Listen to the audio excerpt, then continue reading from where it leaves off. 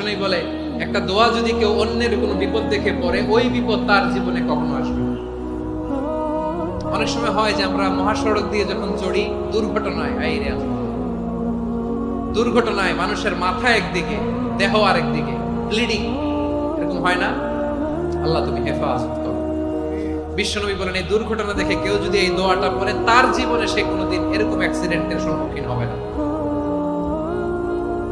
শুনবেন, বিশ্বনবী বলেন অন্যের বিপদ দেখে কেউ যদি পড়ে, আলহামদুলিল্লাহিল্লাযী আফানি মিম্মা বাতালাকা বিহি ওয়া ফাদ্দালানি আলা কাসীরিন মিম্মান খালাকা তাফদীলা, মানে প্রশংসা সে আল্লাহর, যে আল্লাহ তাআলা তোমাকে যেই জিনিস দিয়ে পরীক্ষা করেছে আমাকে ওইটা থেকে বাঁচিয়ে দিয়েছে। তোমাকে আল্লাহ যেই বিপদে ফেলেছে আমাকে ওই বিপদ থেকে তিনি মুক্ত রেখেছে, আর তার অনেক সৃষ্টির উপর আমাকে তিনি প্রাধান্য দিয়েছে। সুবহানাল্লাহ পড়েন।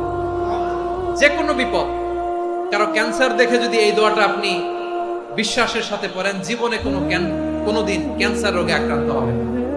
দুর্ঘটনা দেখে যদি পড়েন, ওই দুর্ঘটনা আপনাকে স্পর্শ করবে না। যে কোনো কারো বিপদ দেখে যদি কোনো বিশ্বাসী বান্দা এই দোয়া পড়ে, বিশ্বনবী বলেন লাম ইউসিবহু যালিকাল বালা, ওই বিপদ তাকে আর ধরবে না।